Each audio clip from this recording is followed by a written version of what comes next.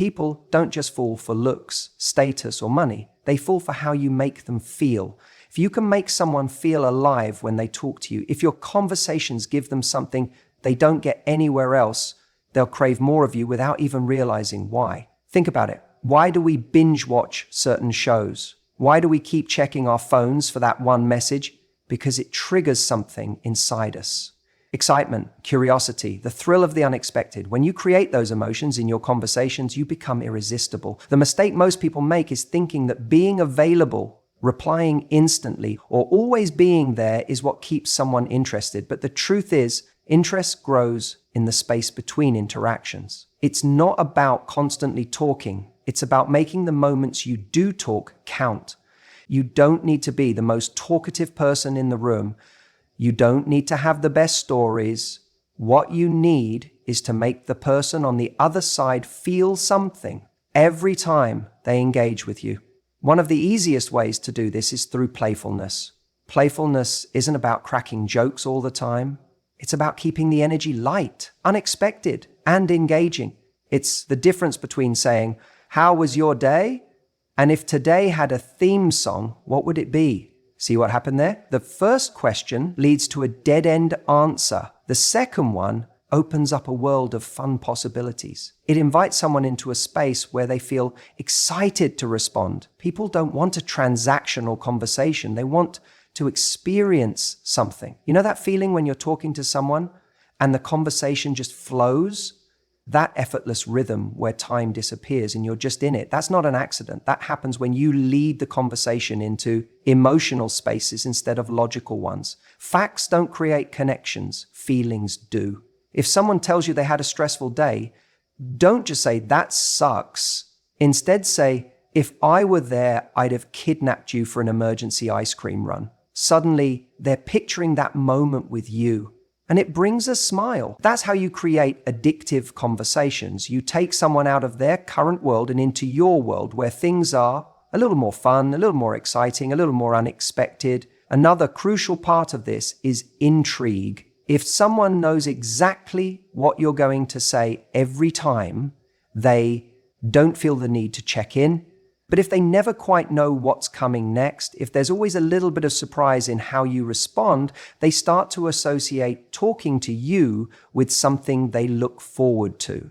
When they get a message from you, it's not just another text, it's an event, a moment that could be fun, deep, ridiculous, or just totally unexpected. And that makes it something they want to keep coming back to. A lot of people think they have to impress the other person to keep them interested. They try too hard to be funny, smart, or charming, and in doing so, they actually create distance. But real connection doesn't come from trying to prove yourself. It comes from allowing yourself to be seen. That means not being afraid to share a weird thought that popped into your head, not filtering every text to sound perfect, not always playing it safe in conversation. It means sometimes saying, "I just saw the most ridiculous thing and I need someone to share this moment with." It's those little things, the unfiltered, raw, and real moments that make someone feel like they're part of your world. Another thing most people don't realize is that silence can be just as powerful as words. If you want to create that addictive energy, don't feel the need to fill every gap with conversation. Let the pauses linger, let the anticipation build. When you send a message, don't rush to follow up if they don't reply immediately. Sometimes the best thing you can do is simply be still and let them feel the space you've left. That space is where their mind starts to wander back to you, where they start thinking, "I wonder what they're doing right now." And that's where the desire to reach out is born. Of course, none of this works if you're faking it. You can't manufacture connection, but you can create the conditions for it to naturally happen. The key is to be genuinely engaged with life. When you're passionate, curious, and constantly discovering new things, you bring that energy into every interaction. If you're bored with your own life, guess what? Your conversations will be boring too. But if you have stories, experiences, and thoughts that excite you, that energy will naturally spill into how you talk to others. So if you want someone to think about you, miss you, and feel drawn to you, Don't focus on getting their attention. Focus on deserving it. Become the person whose conversations feel like a little escape from the ordinary. Be the person who makes them laugh when they're having a bad day. Be the one who challenges them to think differently. When you do that, you won't have to chase anyone. They'll be the ones chasing you. One of the biggest mistakes people make when they want someone to call or text them every day is giving too much too soon. They think that if they stay on the phone longer, reply instantly, or keep conversations going endlessly, it will make the other person more attached. But the truth is, real connection isn't built by constant availability, it's built by desire. And desire thrives in the space between interactions. Think about the last time you got hooked on a TV series. It wasn't because they dumped the entire story on you in one episode. It was because they gave you just enough to make you want more. The best moments came right before a dramatic cut, a cliffhanger that left you counting the minutes until the next episode. This is the same dynamic that keeps someone thinking about you when you're not there. Imagine you're on a great date, the kind where conversation flows effortlessly, where you're both laughing, connecting, sharing stories, and then, just when the energy is at its peak, you say, "I've had such a great time, but I have to get going."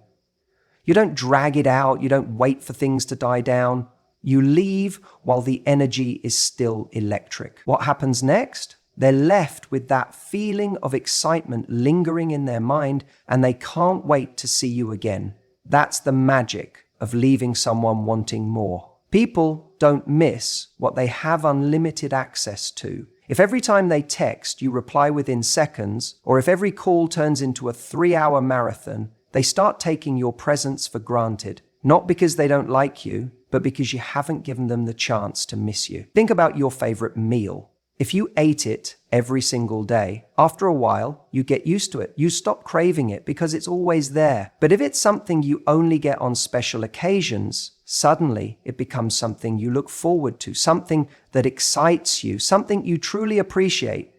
That's exactly how attraction works. You have to give someone just enough to make them crave more. This isn't about playing games or pretending to be busy when you're not. It's about genuinely living a life so full and exciting that your time is valuable. If you're constantly dropping everything the moment they reach out, it sends the message that you have nothing else going on. But when you're engaged in your own passions, your own goals, your own adventures, you naturally become someone worth chasing. So what does this look like in practice? It means you don't always pick up the phone the second it rings. Not to be rude, but because you're genuinely occupied with something fulfilling. It means you don't feel the need to stretch out every text conversation until it dies of exhaustion. Instead, you send a playful message, you share a funny story, and then you step away before the energy fades. You let them be the one to follow up, to initiate the next conversation, to lean in because they want to, not because you're forcing it. We've all experienced that moment when someone leaves us wanting more. Maybe it was a conversation that ended too soon, a message that was just a little too short, a moment that made us think, wait, that's it? And what happens? We keep thinking about them. We replay the interaction in our minds. We check our phones, hoping for the next message. That's the power of leaving on a high note. The key is to trust that what you've already given is enough, that you don't need to keep proving your value by extending every interaction. The real magic happens in the moments between conversations, when they start wondering about you, when they start reaching out to get another piece of that energy you bring. Because the truth is, people don't get addicted to someone who's always there. They get addicted to someone who makes them feel something powerful and then steps away just long enough to let that feeling grow. And that's how you get someone to call and text you every single day. If you want someone to call and text you every day, you need to be the person they want to reach out to, not someone they feel obligated to. And this is where most people go wrong. They think the way to keep someone engaged is by constantly chasing, checking in, or making themselves available 24/7. But in reality, it's not about being around all the time. It's about how you make them feel when you are. Think about the people in your life who you enjoy talking to, the ones who, when you see their name pop up on your screen, make you want to answer right away. What is it about them? It's not just what they say, it's how they make you feel. They bring something into your world that lifts your energy, that makes your day just a little bit brighter. And that's the key, because when you become a source of positive energy, people naturally gravitate toward you. See, so many people think attraction is about looks, about status, about what you do for someone. But real connection? That's about how someone feels in your presence. It's about the emotional experience you create when you interact. And when you consistently leave someone feeling better after talking to you, more excited, more alive, more seen, they will crave that feeling again and again. Now, you might be thinking, okay, great, but how do I actually do that? It starts with the energy you bring. Are you someone who complains a lot? Do you always vent about work, stress, or drama? Do your messages feel like an emotional drain rather than a spark? Because if that's the case, you're training this person to avoid your texts rather than look forward to them. I'm not saying you have to be fake or pretend everything's perfect, but there's a difference between sharing your struggles in a way that invites connection and just dumping negativity on someone. When you talk to them, do you bring an energy that excites? Do you share things that inspire, make them laugh, make them think? Do you ask interesting questions instead of just saying, hey, how's your day? If you want someone to keep reaching out, you have to give them a reason. And that reason is how they feel when they hear from you.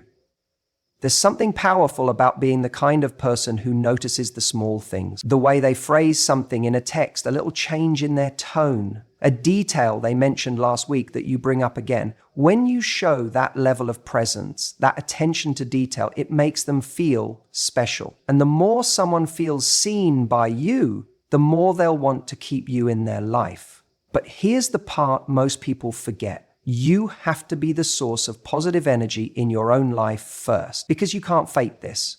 If you're constantly waiting for someone to text you back to feel good, if your whole mood depends on whether they reach out, you're handing over your power. And that energy, it's not attractive. People want to be around those who bring value, not those who need them to feel validated. So ask yourself, are you living a life that excites you? Are you filling your days with things that make you happy? Are you surrounding yourself with people who lift you up? Because when you do that, you naturally radiate the kind of energy that makes people want to be part of your world. You don't have to chase texts. You don't have to wonder if they'll call. They'll want to, because talking to you feels good. And that's what this is really about. When someone reaches out, it's not just because they like you. It's because they like how they feel when they're with you. And if you become the person who consistently brings value, excitement, and warmth into their life, you won't have to wonder if they'll call. You'll know they will. You ever notice how the people we chase the hardest are often the ones who seem just out of reach? It's not because they're playing some manipulative game.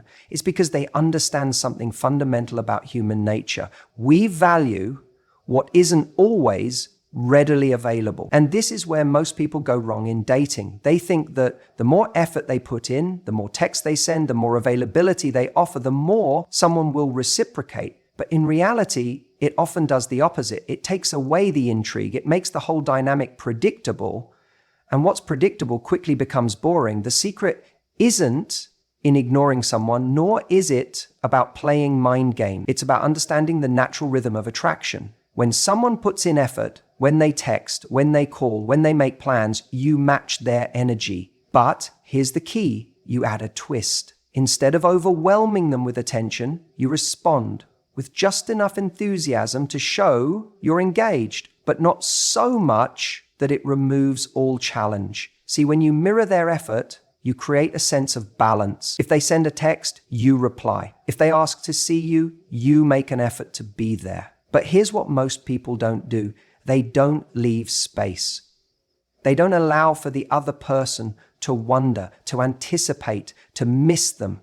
And missing someone is one of the most powerful emotional triggers in attraction. Think about it. When you know someone is always going to text back instantly, when you know they're always available, Where's the excitement? Where's the curiosity? The best relationships have an element of unpredictability. Not in a way that makes someone anxious, but in a way that keeps them engaged. Imagine this, you're having a great conversation over text. It's flowing, it's fun, you're both laughing. Most people would keep it going until it naturally fizzles out. But what if you ended it first? What if at the peak of that excitement you said, "Hey, this has been great, but I've got to run. Let's pick this up later." That moment leaves them wanting more. It tells them, "This was fun, but my time is valuable." And suddenly you become someone they look forward to hearing from again. Now, let's talk about when to pull back slightly. A lot of people hear this and think, okay, so I just stop replying or I wait hours to respond. No, that's game playing and it backfires. What you want to do is be slightly less available at times, not as a strategy, but as a natural part of your life. If you're always ready to drop everything for someone, they're going to assume there's nothing exciting going on in your world.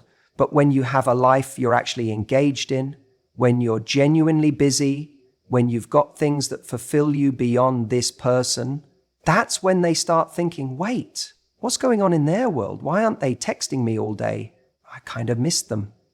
And that's the magic. That's when they start initiating. That's when they start texting you first because they feel that subtle sense of, I don't have complete access to this person, but I want to. Here's a mistake I see all the time. Someone starts dating someone they really like, and in an effort to make that person like them back, they overcompensate. They start doing too much. They send good morning and good night texts every single day, even if the other person isn't reciprocating. They're the first to reach out for plans. They're always checking in. And before they know it, they've become predictable. The other person starts feeling like there's nothing left to figure out, nothing to pursue, nothing to earn.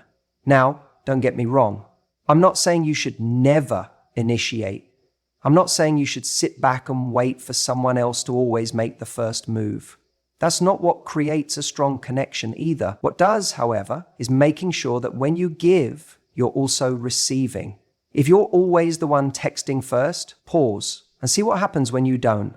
If you're always the one suggesting plans, let them come to you sometimes. And if you feel like you're always the one carrying the conversation, step back and see if they step up.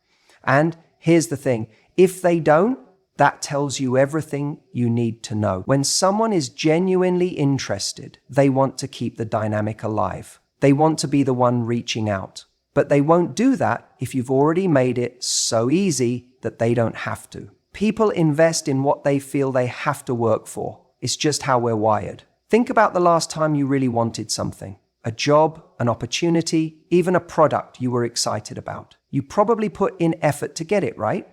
And because of that effort, it meant something to you. But when something is handed to us without any effort, we take it for granted. So when you mirror their energy, but add that slight twist, when you give just enough to show interest, but not so much that it removes all challenge, you create the perfect balance. They get the reassurance that you're interested, but they also feel compelled to do their part.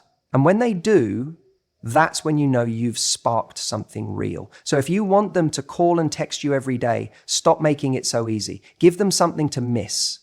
Give them a reason to wonder. Because the moment someone feels like they have to earn even a little bit of your time, that's the moment they start valuing it more. If you want someone to think about you, to miss you, to crave your presence enough to call or text you every day, you have to give them a reason to. And that reason isn't found in chasing, in constantly reminding them you exist, or in over-explaining your worth. No, the real secret is much simpler. Be someone worth catching up on. Think about it. Why do we reach out to certain people and not others? Why do we feel the pull to check in with someone, even when life gets busy? It's because deep down we know that when we talk to them, we'll get something special. It could be a burst of laughter, a fresh perspective, or just the feeling of being plugged into an exciting world that we don't want to miss out on. So, if you want them to reach out to you consistently, make sure you're someone they can't afford to ignore. The mistake most people make is thinking attraction is just about words, about the way they phrase a text or how quickly they reply. But attraction isn't built in the moment of the conversation. It's built in the moments in between. It's built when they see you living a life that's compelling, when they feel like if they don't reach out, they'll miss something incredible. You have to ask yourself, what's happening in your life that makes someone curious? Are you doing things that make them think, I wonder what they're up to today? Are you creating a life that naturally invites people in, not because you're forcing it, but because it's genuinely interesting? If the answer is no, then you have some work to do. People are drawn to energy. They're drawn to momentum. We are fascinated by people who have something going on, who have passion, who are constantly evolving. If your days look the same, if your world doesn't have any movement, then there's nothing pulling them toward you. They won't feel compelled to check in because they already know what they'll get, the same thing as yesterday. But when you're someone who is always growing, always experiencing, always discovering something new, that's when you become magnetic. You don't have to post every detail of your life on social media. You don't have to constantly talk about how busy or exciting things are. It's about subtly signaling that you are a person of value, someone with depth, with interests, with a world that is rich and full, whether they are in it or not. That's the key. It has to be real. You can't fake it. You can't pretend to be busy or pretend to have an exciting life just to get attention, because eventually that illusion fades. The real way to make someone want to call or text you every day is to actually be someone worth talking to. Someone who brings new energy, fresh insights, and a different perspective every time they interact with you. When they see you going after your goals, when they see you learning, laughing, pushing yourself in new ways, it does something powerful. It makes them want to be part of that journey. It makes them feel like if they don't stay connected, they'll miss out. And people hate missing out on something great. This doesn't mean you have to live some extravagant, wild lifestyle. You don't need to travel the world or have $1 million business to be interesting. What makes you captivating is your ability to be engaged in your own life. It's about the enthusiasm you bring to whatever it is you're doing. If you're passionate about something, whether it's your career, a hobby, fitness, learning a new skill, that passion is infectious. And when people see that, they're drawn in. A person who is truly attractive is someone who doesn't need validation from anyone else to feel good about their life. They create their own excitement, their own adventure, their own fun. And the moment you start embodying that, the dynamic shifts. You stop being the one who's waiting for their text, and instead, you become the person they're eager to hear from. We've all had that experience where we meet someone who has this energy about them, where every conversation with them feels like stepping into a different world. You leave feeling inspired, refreshed, and maybe even a little more alive. That's the effect you want to have. When you do, people will naturally want more of it. They won't just text you because they feel obligated or because they're bored. They'll text you because it adds something valuable to their day. The best part?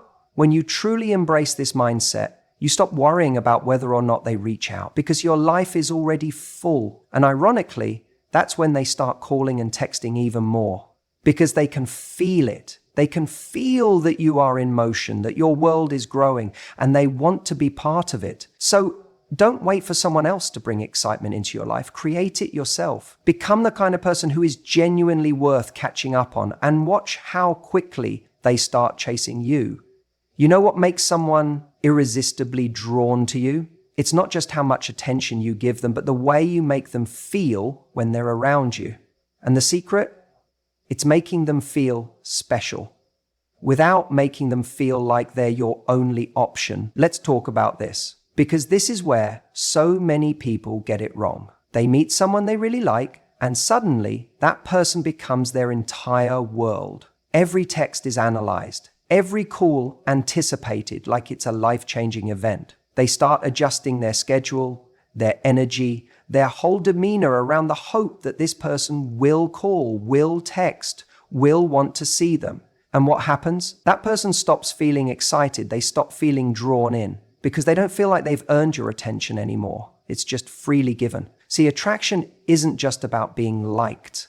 It's about being valued. When someone feels like your attention is rare, like it's something to be won, they cherish it, they think about it, they crave it.